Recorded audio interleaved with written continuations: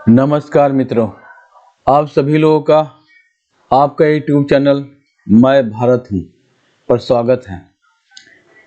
आज 59th episode है, ये 6वीं कड़ी। उम्मीद है आप लोग मैं भारत हूँ की यात्रा का आनंद ले रहे होंगे। मैं भारत हूँ, ऋषियों की भूमि, वीरों का देश। आज हम लोग इसमें जानेंगे गुरुकुल परंपरा, ज्ञान का पवित्र संसार में ऋषियों का आश्रम और उनकी जीवन शैली। इसमें जहाँ ज्ञान, संस्कृति, संस्कार, स्वाभिमान सभी का समावेश है। तो चलिए आगे बढ़ते हैं यात्रा पे। प्राचीन भारत में ऋषि समाज केवल धार्मिक और आध्यात्मिक दृष्टि से ही नहीं बल्कि शिक्षा, विज्ञान और समाज सुधार के क्षेत्र में महत्वपूर्ण स्थान रखते थे। ऋषियों का जीवन अत्यंत संयमित, साधनापूर्ण और प्रकृति का अनुरूप था। उनकी जीवन शैली और आश्रम आज भी हमारे लिए प्रेरणा स्रोत है।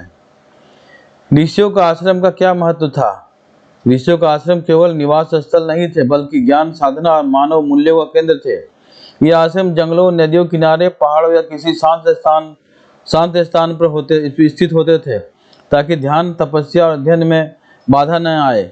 आश्रमों का उद्देश्य 3 मुख्य बिंदुओं पर आधारित था। आध्यात्मिक साधना यानी स्वयं के अंदर के ज्ञान को और मोक्ष की प्राप्ति।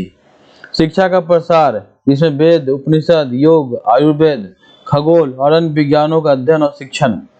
सामाजिक नैतिक शिक्षा जिसमें समाज में सदाचार, सत्य और धर्म के मूल्यों का प्रचार।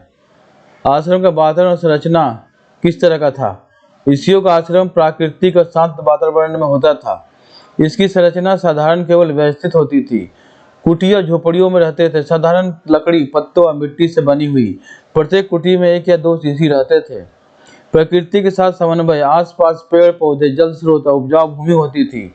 यह भोजन, औषधियाँ और जल की स्वावलंबन सुविधा देती थी। यज्ञ और ध्यान कक्ष, ये यज्ञ के लिए अलग स्थान, ध्यान के लिए एक शांत कक्ष या खुला मैदान होता था। और जीवन शैली क्या थी? ऋषियों की जीवन शैली आज के भौतिकवादी जीवन से बिल्कुल अलग और अनुकरणीय थी।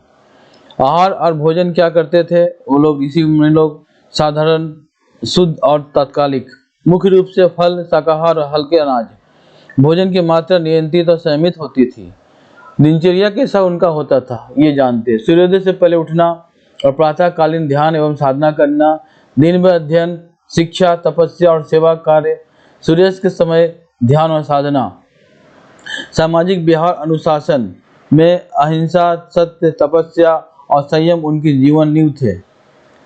श्रम और सेवा में विश्वास जिससे आत्मनिर्भरता विकसित होती थी। लोभ, क्रोध, आसक्ति से दूर रहते थे। शिक्षा और ज्ञान का प्रसार होता था। शिष्याग्रह में शिष्य लाए जाते और उन्हें वेद, उपनिषद, गणित, खगोल, आयुर्वेद और योग का गहन अध्ययन कराया जाता था। गुरुकुल प्रणाली का यह प्रारंभिक रूप था जिसमें गुरु व शिष्य का संबंध आत्मीय और पारस्परिक आदर पर आधारित होता था। प्रकृति और साधना का बहुत मधुर संबंध था। ऋषियों का जीवन प्रकृति के गहन संबंध में बसा था। जंगल, नदियाँ, पहाड़ और जीव जंतु उनके शिक्षक थे। ध्यान और साधना के माध्यम से वे आत्मा और प्रकृति का गहन अनुभव करते थे। आधुनिक जीवन के लिए क्या प्रेरणा हमें मिलेगी इन सभी से? आज के समय में भी ऋषियों की जीवन शैली हमारे लिए अनुकरणीय है। उनका संयम, नैतिकता, अध्ययन और प्राकृतिक जीवन से हम सीख सकते हैं कि संतुलित जीवन, मानसिक शांति और स्वास्थ्य के लिए साधना, अनुशासन और प्रकृति के निकट रहना अत्यंत ही आवश्यक है। ऋषियों का आश्रम केवल निवास स्थल नहीं थे बल्कि शिक्षा, साधना और समाज सुधार का केंद्र था। उनका जीवन संयम, अध्ययन, प्रकृति प्रेम और आत्मा की खोज से भरा हुआ था। उनके आदर्श आज भी आधुनिक मानव के लिए आदर्श और मार्गदर्शक हैं।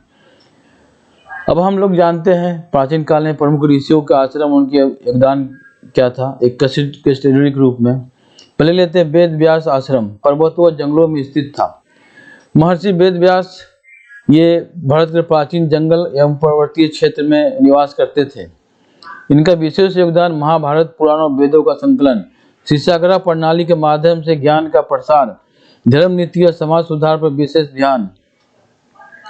वेद व्यास आश्रम में शिक्षा मात्र ध्यान अध्ययन नहीं करते थे बल्कि प्रकृति के नियम, मानव मनोविज्ञान और समाजशास्त्र का भी अध्ययन करते थे। यहाँ शिक्षा केवल पाठ्य पुस्तक तक सीमित नहीं थी, बल्कि जीवन जीने की कला सिखाई जाती थी।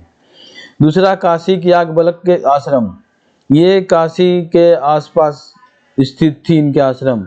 इनका विशेष योगदान रहा उपनिषदों के माध्यम से आध्यात्मिक ज्ञान और तत्व ज्ञान का प्रचार।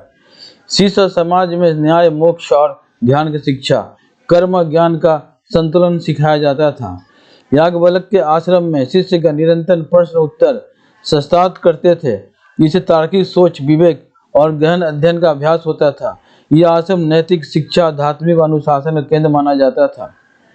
तीसरे हैं अगस्त्य आश्रम। यह दक्षिण भारत में स्थित था, कावेरी नदी किनारे दक्षिण भारत में। इनका विशेष योगदान था आयुर्वेद, खगोल और जल विज्ञान के अध्ययन। दक्षिण भारत में धर्म और संस्कृति के प्रचार में बहुत बड़ा योगदान रहा है। प्राकृतिक संसाधनों के संरक्षण और जीवन निर्वाह का ध्यान। आश्रम में प्राकृतिक चिकित्सा और आयुर्वेद की शिक्षा दी जाती थी। ऋषि अगस्त्य ने नदियों और जल स्रोतों का संरक्षण कर शिष्यगण को पर्यावरण संवेदनशील बनाया। चौथे हैं वाल्मीकि आश्रम। उत्तर भारत में गंगा के तट पर स्थित है इनका आश्रम। इनका विशेष योगदान रामायण की रचना, आदर्श समाज, नैतिकता और चरित्र निर्माण पर शिक्षा। शिष्यों में नैतिक और सामाजिक जिम्मेदारी का विकास।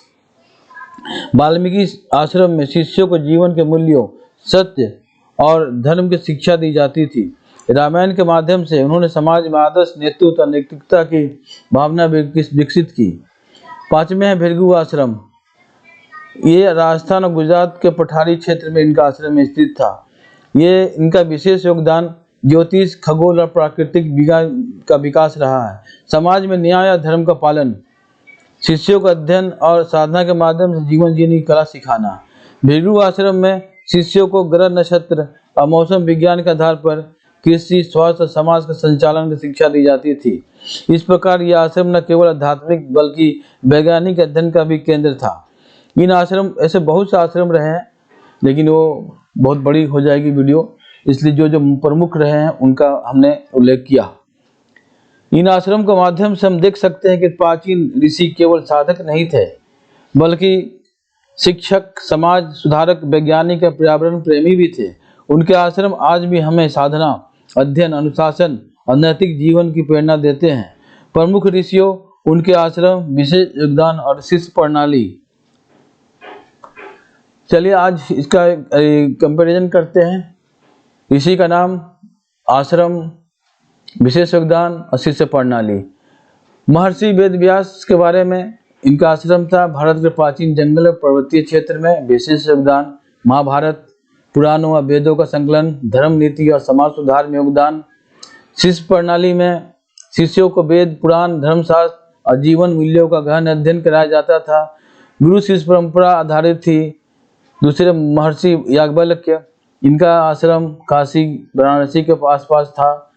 विशेष योगदान में उपनिषदों के माध्यम से आध्यात्मिक ज्ञान का प्रचार, मोक्ष और ध्यान का प्रशिक्षण। शिष्य प्रणाली में शिष्यगण निरंतर शास्त्रार्थ और प्रश्न उत्तर के माध्यम से तार्किक सोच व विवेक विकसित करते थे।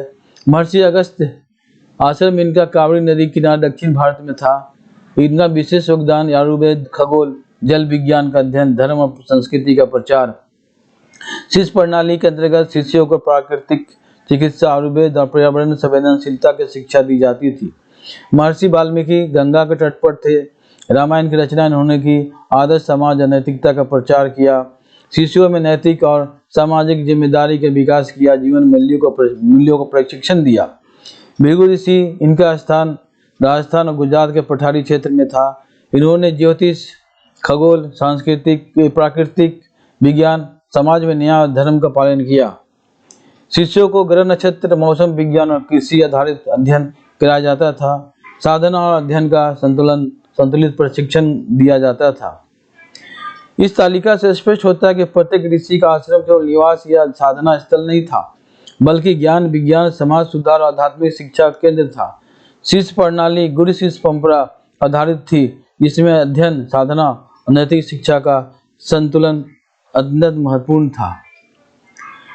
तो मित्रों, हमने सीखा ऋषियों का आश्रम और उनकी जीवन शैली कैसी थी। गुरुकुल परंपरा में ज्ञान का पवित्र संस्कार था। हमारी भारत भूमि बहुत ही पावन है। इसमें बड़े बड़े ऋषि मुनि हो गए जिन्होंने हमारी योग भूमि को समृद्ध किया अपनी योग साधना से, ज्ञान से, परंपरा से, संस्कृति से। आइए हम लोग उनके जीवन शैली से, उनके ज्ञान से बहुत कुछ सीख के अपने जीवन को पवित्र बनाए और समृद्ध बनाए। तो मित्रों, यात्रा जारी रहेगी आगे तक। अनंत यात्रा है ये। भारत को समझना एक वीडियो में, 2 वीडियो में, 100 वीडियो में, 1000 वीडियो में समेटना नामुमकिन है। इसलिए ये अनंत यात्रा है, चलती रहेगी। तब मित्रों, कैसे लगा हमारा कंटेंट हमें कमेंट बॉक्स में लिखें और हमारे YouTube चैनल मैं भारत हूँ को सब्सक्राइब करें, लाइक करें, वीडियो को ज़्यादा शेयर करें ताकि सभी लोग इसके बारे में जान सके, हमारे भारत के बारे में जान सके। और बेल बटन प्रेस जरूर करें ताकि हमारा वीडियो अपलोड होते ही आप तक उसकी सूचना मिल जाए। तो मित्रों, मिलते हैं अगले वीडियो में, तब तक के लिए नमस्कार।